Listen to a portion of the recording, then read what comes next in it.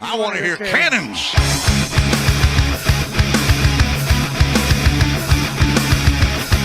Three-step drop, throws on the end zone. Caught ball, touchdown Tampa Bay. Mike Evans reaches up with one hand and grabs it in. Here they go again, tempo mode, dropping the throw. Winston out, got those to the left. It's intercepted at the 35. Outside the numbers to the 40, to the 35, to the 30, to the 25, to the 20, to the 15-10. Mike Edwards, touchdown Tampa Bay. That's the dagger, my friend. This is the Big Nasty. Yeah, Big Nasty. Hall of Fame Tampa Bay Buccaneer fan, baby. This is Mike Allstott, Tampa Bay Buccaneers, and you're listening to the Cannon Fire Podcast. Cannon Fire Podcast, brother. You ain't listening, and you're missing out. Woo! And there the cannons go. Fire them. Keep on firing them. Keep on firing them.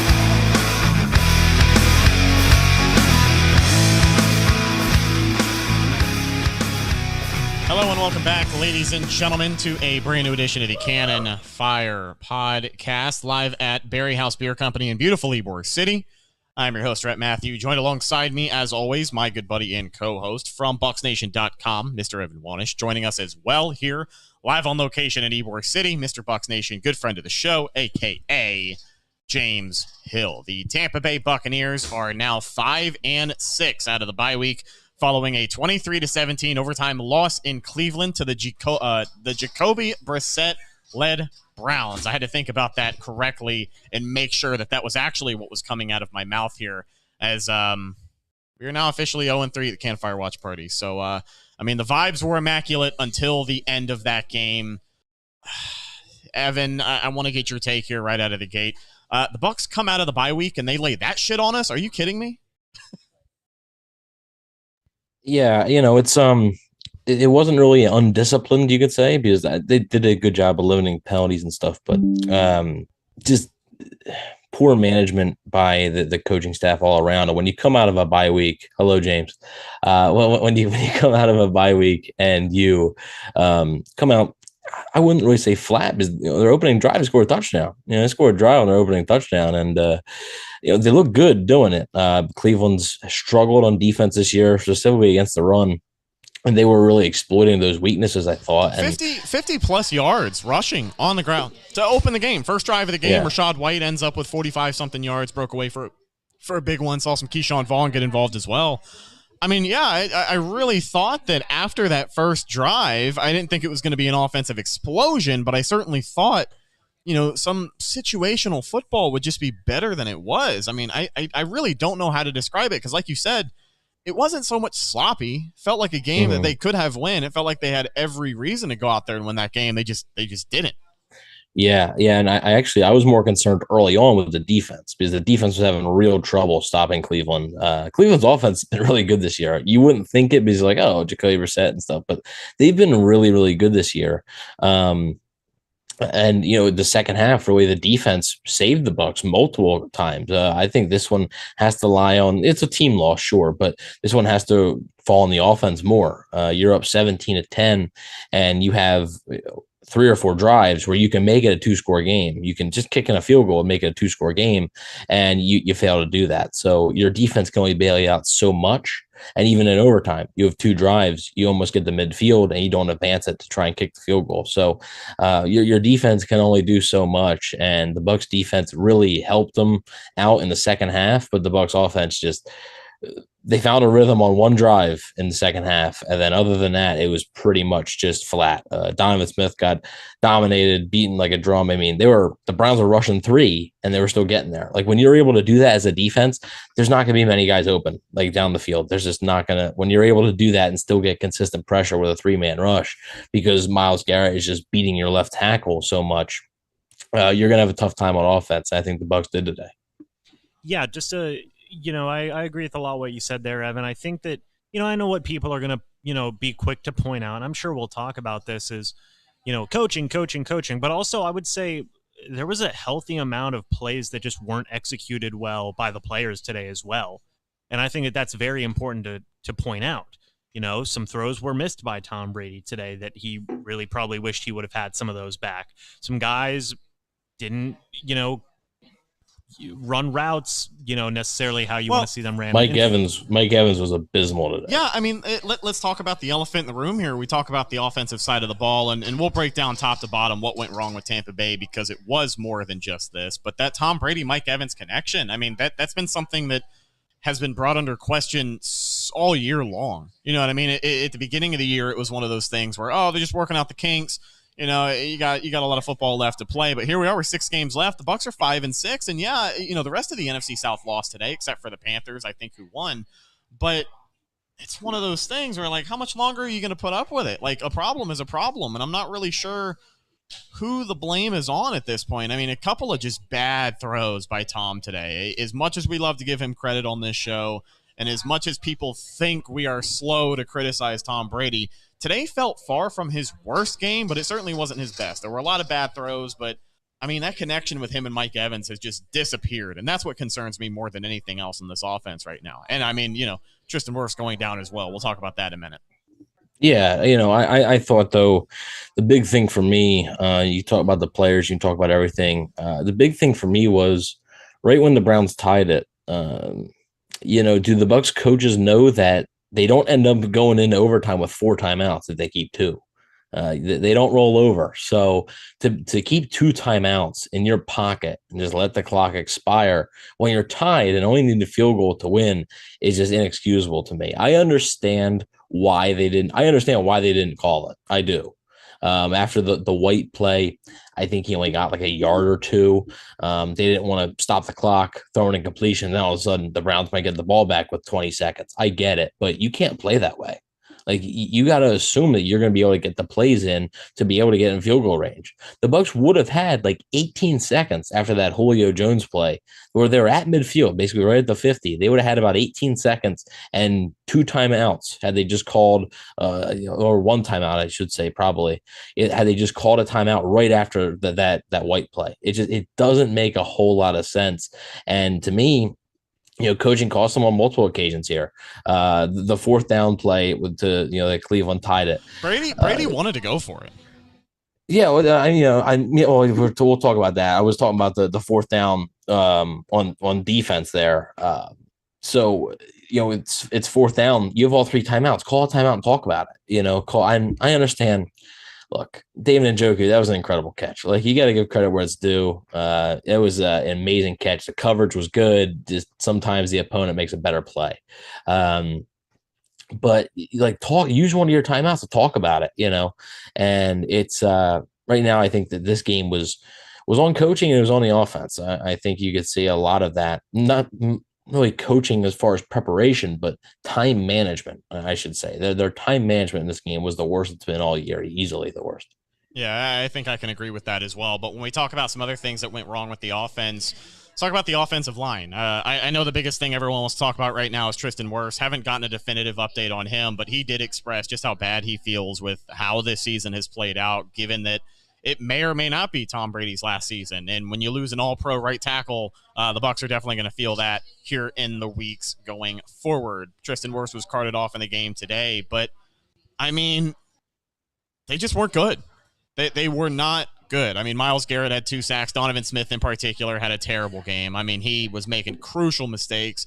And listen, those mistakes can be forgivable if they aren't in such back-breaking circumstances, right? I mean, it's one of those things where you can turn a blind eye to illegal hands to the face or a false start when it's not bringing back conversions and it's not bringing back plays that are going to keep your offense in this game. Because while the defense did show up, and I know the run defense was kind of the bane of Tampa Bay today, it felt like the offense was playing like that. That's what's so frustrating about this game, is that it felt like the Bucs, even though it wasn't anything more than what it was. I mean, 17 points, it still felt like horrible. They didn't play horrible. It didn't feel like they played. They didn't play bad enough to lose this game. I mean, towards the end they did, obviously, with the overtime playing out the way that it did. But it's just, it's very mixed emotions. I mean, you get used to the losing at this point when you're 6 losses into it. And all of the momentum that it seems the Bucs had coming into the bye week has seemingly disappeared because people are not going to stop talking about this one. James, I want to get your thoughts on the offensive line.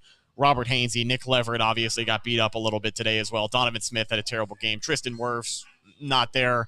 And, Shaq Mason wasn't exactly an issue, but this offensive line as a whole, I think they have a lot of blame on their shoulders. I mean, look at the third one.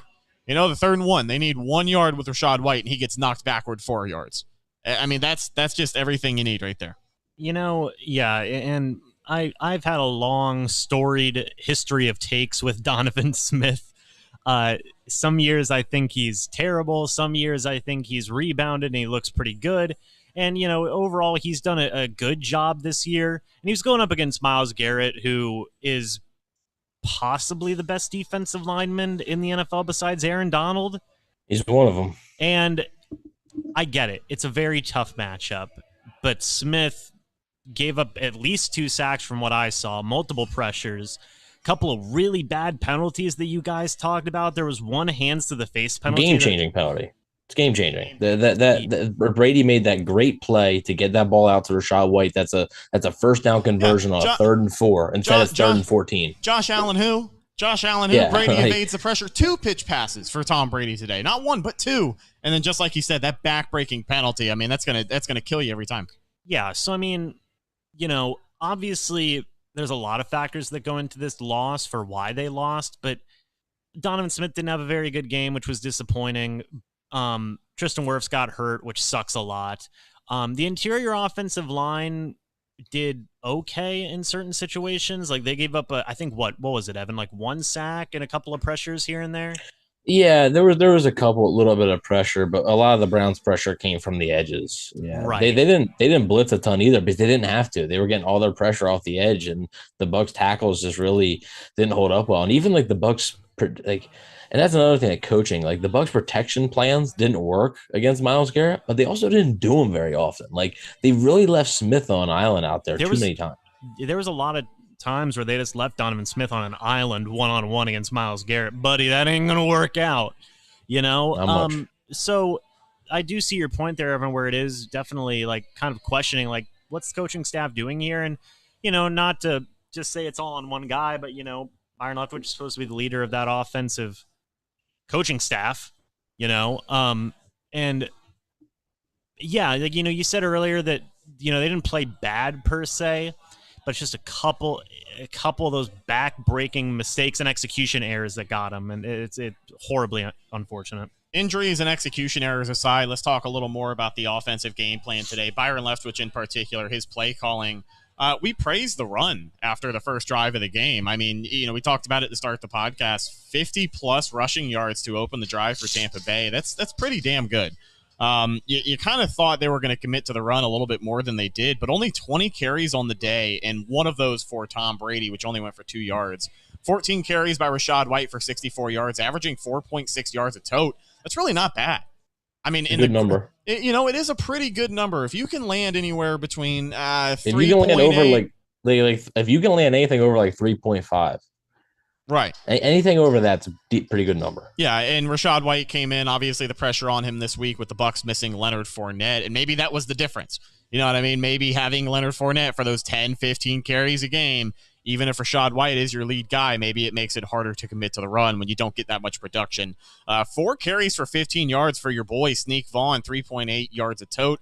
1 carry for Julio Jones on the double end around. It was a touchdown for Cleveland, and the Bucs got 15 yards with Julio Jones. I mean, they definitely got away from the run.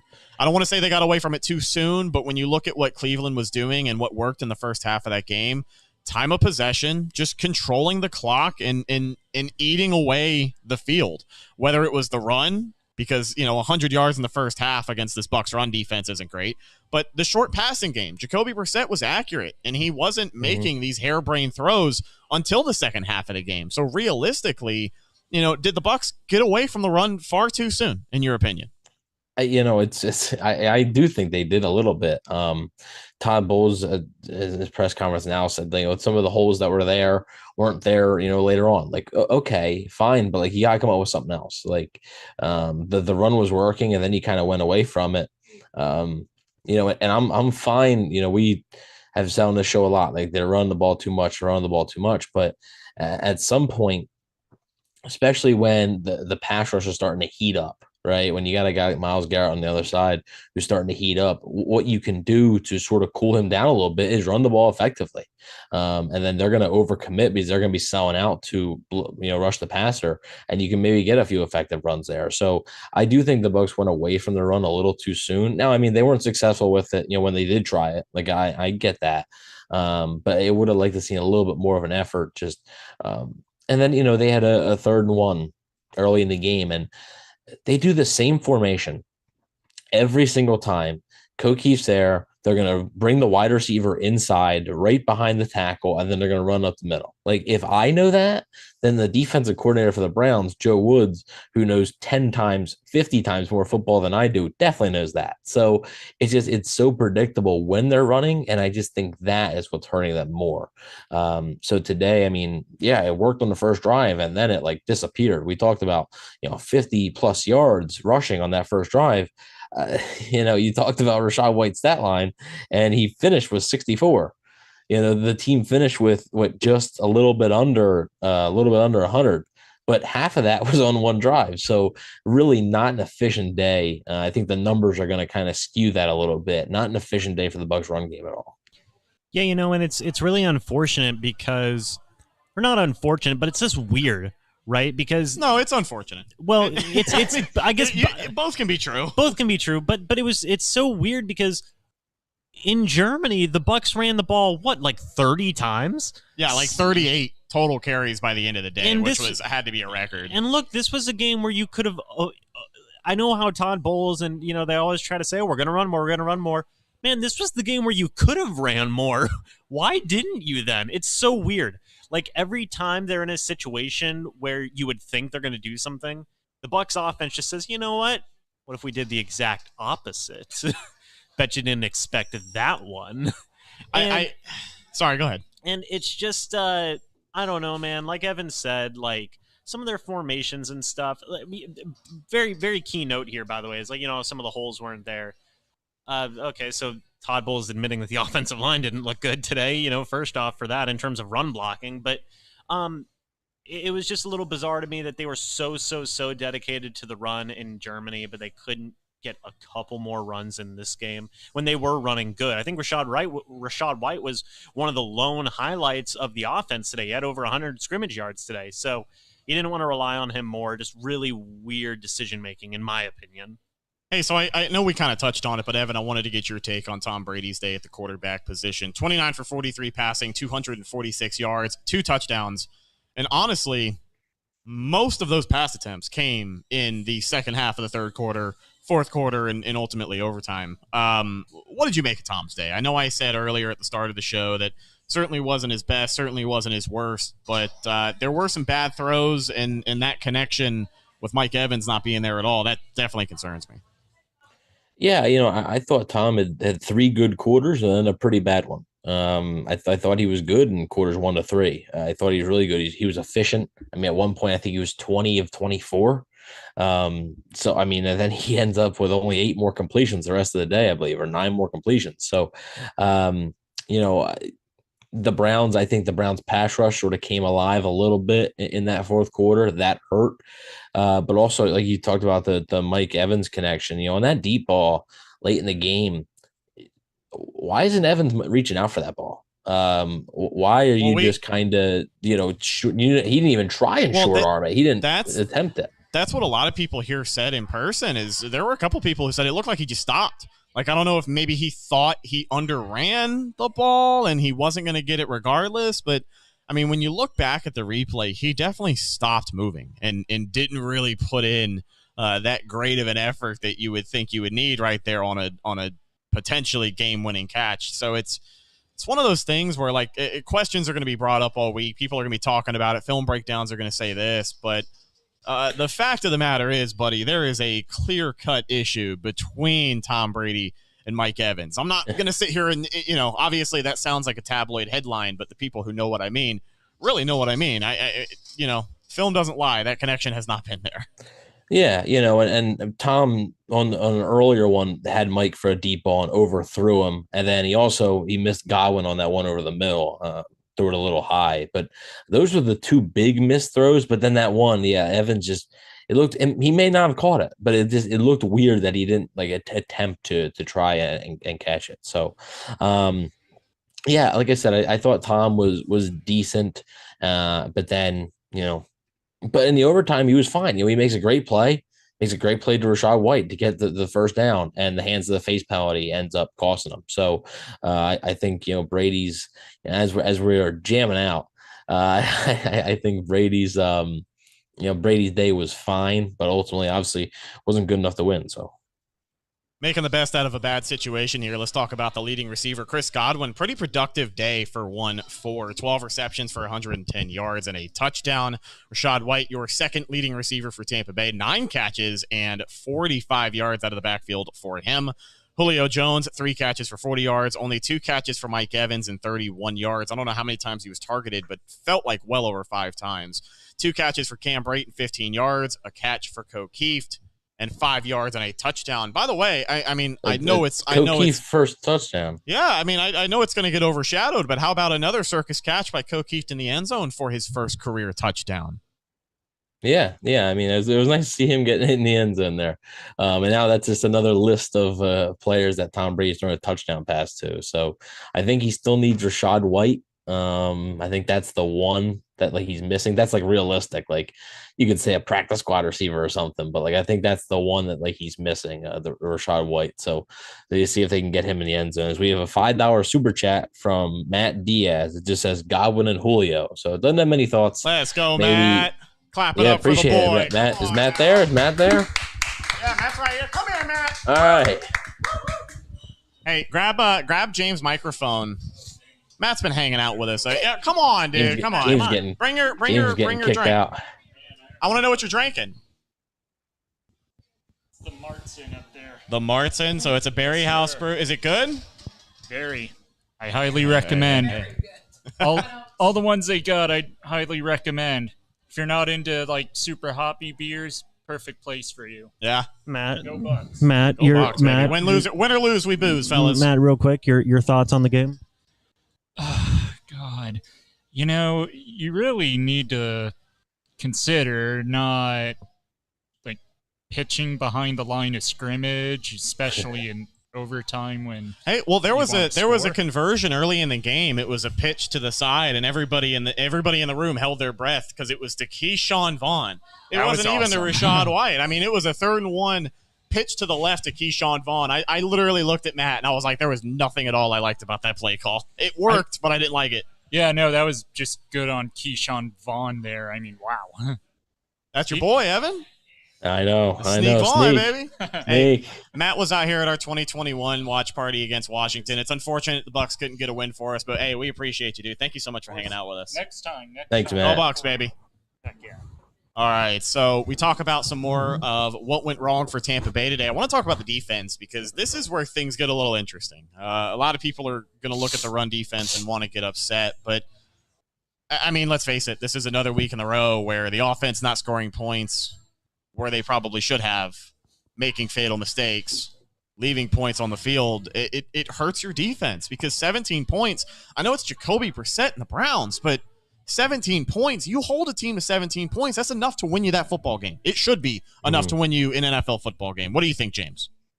Yeah, it's interesting because, look, Cleveland has a good rushing offense. I think they're 5th. And like everyone was saying earlier, I know it's just haha, Jacoby Brissett, funny memes, but Bucks have the Browns. They've been good. Yeah, they had the 14th ranked passing offense, the 5th ranked rushing offense. I took a look at that and I was like, why are they 3-7? They're one of the many teams in the NFL that people could say they play far better than their record. Detroit, one of those teams, and the 3-7 Browns, now 4-7, another one of those teams as well. Right. So and look, I know you guys have talked about it a lot on here. The run defense not being as good as it has been in years past. That's very accurate.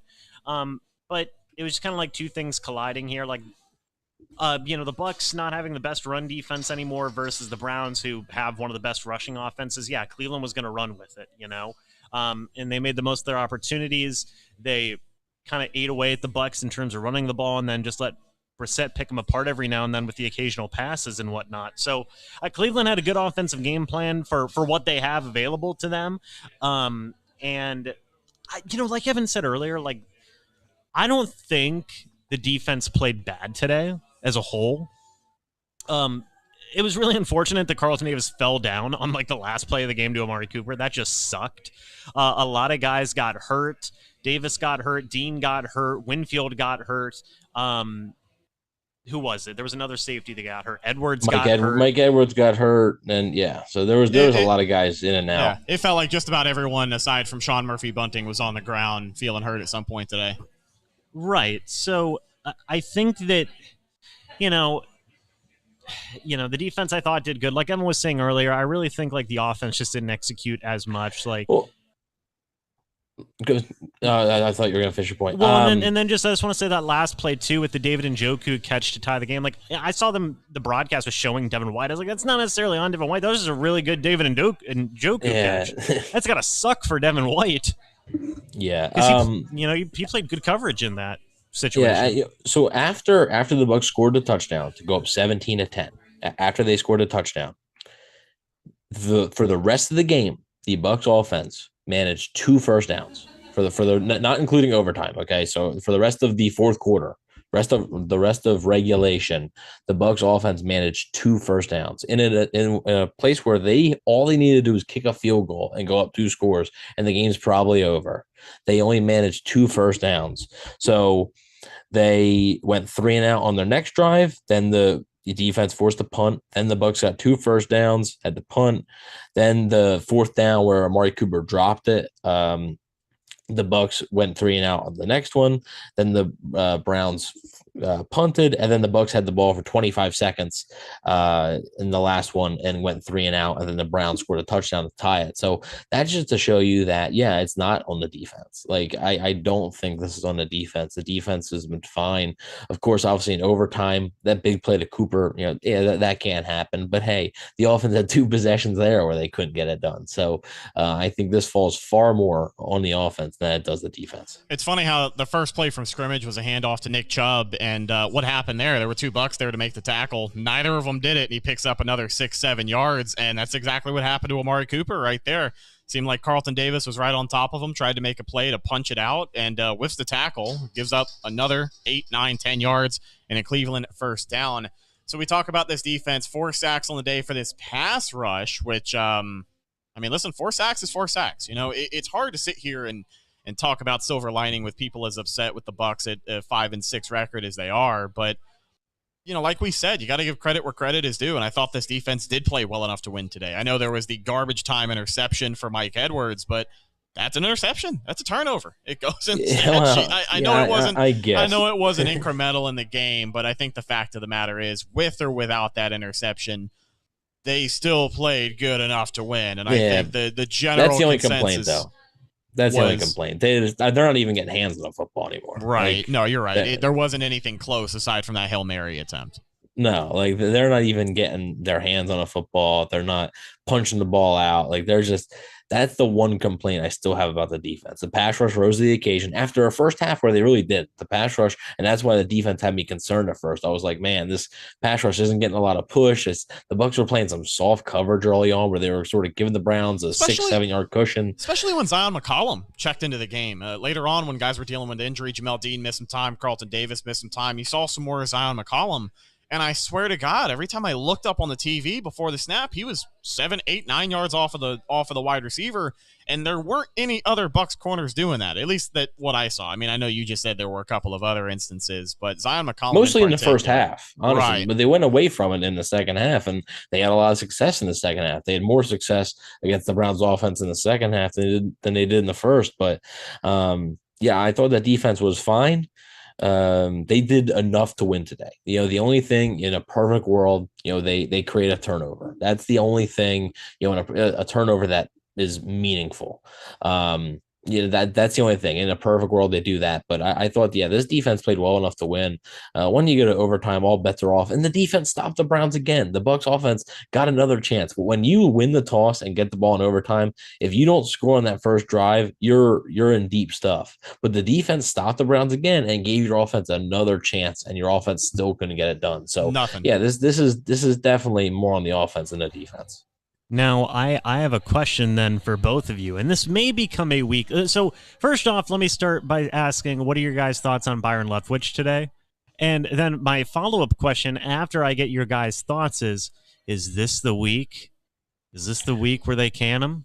So still not good, but not as bad as I've seen.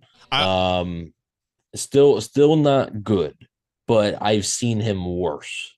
I will say my biggest complaint, and this is just my biggest complaint, a couple of situational things, like you said, that 3rd and 1, you come out with the same old formation that every team in the NFL knows is going to be a run off the gut by now. But there was one drive in particular, Bucs were back deep in their own territory, and maybe James, you can refresh my memory here, but it was literally a first down run for maybe a yard, screen pass to Chris Godwin, and the drive lasted maybe 18 seconds. I mean, that was pathetic, and I hate to say it, but that's a sight that we have seen far too often, is when the Bucs need to go out there and give us something. I mean, listen, you're not going to get points on every single drive, even if you're the best offense in the NFL, but show us something. I mean, just get a goddamn first down. Like, just do something. And there's been far too many times I have seen this offense go out there and just flop around like a dead fish and then come off of the field. It's bad. Like, it's bad. Well, the broadcast pointed out, like, the Bucs, like, I think this changed because the Bucs eventually got a first down but didn't score. But the Bucs had 3 and outs, and on the drives that they didn't have 3 and outs, they scored points. So on the only drives that they didn't have 3 and outs, they scored points. So sounds like simple enough logic, right? Yeah, like, just don't go 3 and out. But and then obviously later on they got some first downs, but still couldn't convert them into points. But yeah, it's weird, man. Like I said, I don't think Byron Leftwich was good today. I don't. However, I think I've seen him worse. I've been more frustrated with him in the past because I think today was a good bit of execution and more clock management from Todd Bowles. I'm more frustrated with Todd Bowles than I am Byron Leftwich today. So, and as far as your question of would this be the week they fire him? Not after. I mean, they just had 2 straight wins. I know that's going to sound dumb, but they just had 2 straight wins. It's 1 loss, and I don't think they're that desperate. At this rate, Byron Leftwich is probably going to be staying until at least the end of the year. Whether they make a change at the end of the year, that's to be determined. To be determined how the offense plays the rest of the season. Do they make the playoffs? How does the offense play in the playoffs? So, I think that's a little too early. I don't think it's going to happen this week. So any fans that are hoping for that, don't hold your breath. And obviously Todd Bowles too. Like, we can criticize Bowles all we want. I don't think he's going anywhere regardless. And 2, it's definitely not going to be at this point of the season. So it's not going to happen. Well, let's wrap this thing up with one more question about the coaching. I know a lot of people want to talk about it, and we mentioned the play calling with Byron Leftwich, which has been, his biggest criticism all season long. Byron Leftwich having these guys ready to play is my next question here. So it wasn't inherently a sloppy game. I mean, execution errors were there. So it wasn't the brand of football that we know the Bucs have played, and it's not a brand of football that's going to win you games, because the Bucs that showed up today are the Bucs that we have seen far too often this season, and they are sitting here at 5-6. So let me ask you this. Does Todd Bowles deserve all the criticism he's going to get this week for another week in a row? These guys just did not look ready to play. I know that first drive duped a lot of people, and we talked about it here, but I mean, it's going to be a long week of people talking about Byron Leftwich, Todd Bowles, and what the Bucs should or should not do with both of those guys. Again, though, I'm more concerned with the time management than being prepared to play. They didn't have dumb penalties, really. The Devin White one, look, people may call it dumb. That was a kind of a ticky-tack call to me. That was close when he pushed Jacoby Brissett out of bounds. That was pretty close. You could have not called that one. But, I think that time management was the more egregious thing today. I mean, to go into that overtime with your 2 timeouts just sitting there to have a chance for a field goal to win, and you don't even use any of the timeouts. It was unbelievable to me. And I don't see why you decided to do that. I don't see, that entire fourth quarter, your time management was just terrible, and it really cost you. It cost your team, and they weren't good enough today.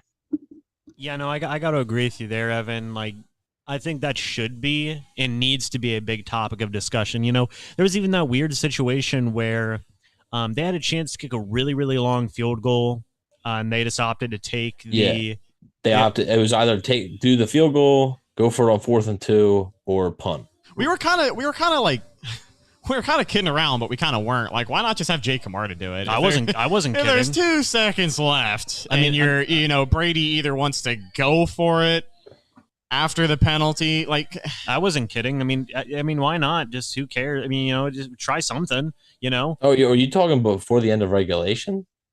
End of the first half, was it? Okay, yeah, I think there was we're some talking type about of Hail Mary play that Brady threw, where they. Then that was the end of regulation. Then was it? The end of the first half ended with the Mike Edwards interception. Yeah, you're right. It was the end of regulation. Oh, okay. Yeah, but Evan, you're right there with the 2 timeouts. Like they didn't use him. It was just weird, man. It just came off as clunky and just bad coaching in a lot of situations today. It reminded me like of just. It was just mediocre, Yeah, and I always said, Bulls ball is coward ball, and nothing is bigger than this situation here where this is the situation I brought up that I thought you were bringing up. It's 4th and 2, and you either have a 55-yard field goal with Ryan Suckup, you go for it on 4th down, or you punt the ball. The Bucs, they should have gone for it on 4th down. They were on their own, the Cleveland 37. They were on the Cleveland 37. You are well past. You should have gone for it on 4th down. And instead, they line up, they take the delay game, and then they punt. Now, luckily, the Browns went for it on 4th down, didn't get it. But, I don't understand why you punt there. That was absolutely cowardice. And another opportunity where you could have had a 2-score game and really put it away. No, I agree. And I think that's what James had meant to bring up there was that situation where they decided to stay out there, run the clock down, and basically just waste the final few seconds of that. Closing thoughts on a short but simple podcast. I mean, what else is there to say about this game? It's another week in a row, just like we have seen all season. Actually, James has got to take as we close things out. James, your closing thoughts here. What does this mean for the future of the Cannon Fire watch parties? Oh yeah, great. So I mentioned at the start, and I mentioned a few times throughout the day, we are officially 0-3 with the Cannon Fire watch party at Barriehaus Beer Company in Ybor City. Today was the most competitive. Today was the most competitive, but it was also the most painful in a sense because it left us hanging on.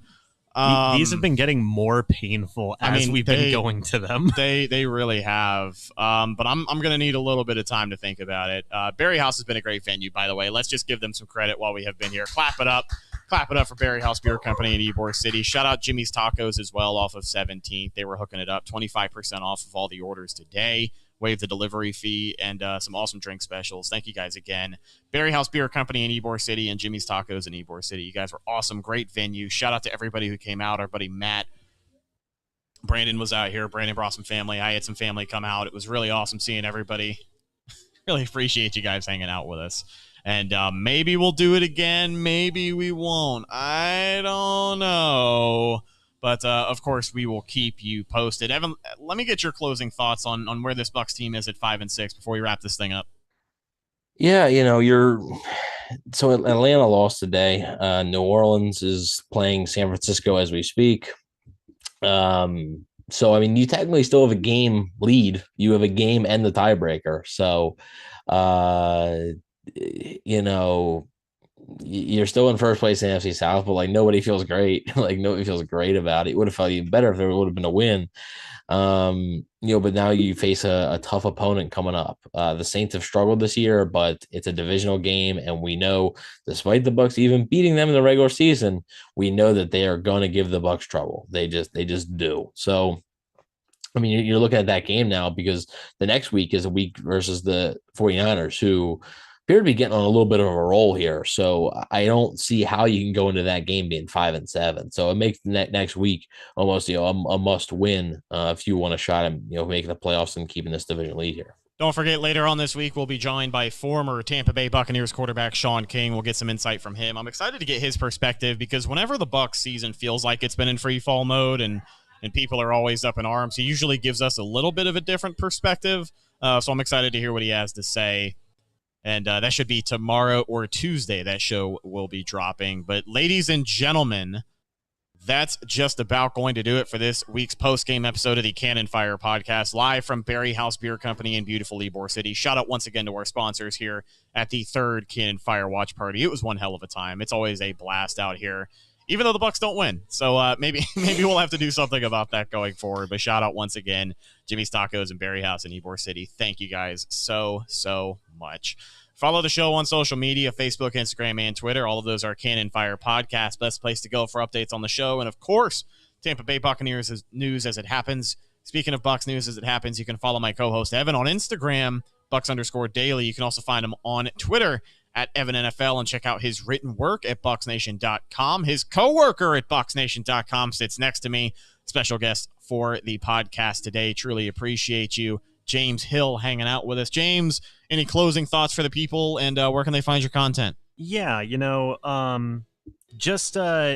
was a tough game, man. This was one of the more frustrating losses of the season. Hopefully they can execute better in the future, especially on offense. I know that's going to be a big point of contention with a lot of people. So, we'll just have to wait and see. Also, let's keep tabs on the injury stuff. I'm sure that's definitely going to be stuff that we're going to be talking about throughout the week as well. I have a breaking injury update on Tristan Wirfs. A little bit of a positive update for some people. Nothing major, but Tristan Wirfs' injury may not be as severe as initially thought. He walked around the locker room, showered, had weight on both of his legs, which is great. Had a boot on that left leg, so we'll get an update, I'm sure, from Todd Bowles sometime tomorrow on that. Okay. Several Bucs teammates also told Jenna Lane that they went to check on Tristan Wirfs. He still had a smile on his face, and he was in good spirits. So, that's just T. Wirfs. That's just who he is as a guy. Howdy. But hopefully he can be healthy and come back before the end of the regular season, before the playoffs for sure. Stop. Real quick. Okay, all right, go ahead. I got to make a note. No, this is a completely unrelated note because you said howdy, so it reminded me of it. Rip the Tampa Bay Bandits, right? Right, guys? Rip? Yeah, no Bandits. I guess we're not gonna. It's not time to saddle up anymore. I guess we're not gonna saddle up this year. The USFL comes back in the spring, and not only did they take away our beloved Tampa Bay Bandits, who only played in Alabama, they also took away the Tampa Bay Vipers in the XFL, as they are now the Orlando Guardians and the Vegas Vipers. Oh, those bastards! All right, James, where can the people find your content? Yes, so I obviously write articles at BucsNation.com, at my YouTube channel at Mr. Bucks. Shut up, Evan. He didn't say anything. He laughed because I laughed. He laughed because I laughed because I accidentally muted your mic. See, this is what James thinks of me. I hope everybody sees this now. Shut up. So anyway, no, I make a natural beef. I make YouTube videos. See?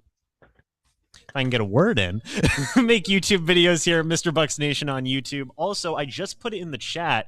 Myself and Evan here are actually working on a new project called Reel to Reel, where behind my back, stealing my co-host. I thought you said where we review movies, and we actually have a Nope review coming out today. So very fun movie. Definitely check it out if you guys get the chance to subscribe to that channel. It's kind of a little side project me and Evan have been working on, but mainly I write articles at BucsNation.com. I make YouTube videos at Mr. Bucks Nation. I'll have a video coming out reviewing the game here once I get home later today, so stay tuned for that as well, folks. And thanks again for having me on, guys. Very fun here at Barriehaus Brewing Company. Besides the bear and the zombies trying to bust their way through the shutter door the entire day. They got us in the storage unit back here in the den, but it really has been a good time. Shout out once again to everyone who came out and hung out with us in person. Shout out to everybody in the live stream. Subscribe to the channel if you have not already for more great Tampa Bay Buccaneers content. Find us on social media. With all of that being said, I am your host, Rhett Matthew, signing off for my co-host, Evan Wanish and James Hill. We will talk to you guys later this week with former Bucs quarterback Sean King. Until then, and as always, thanks for watching, and go Bucs.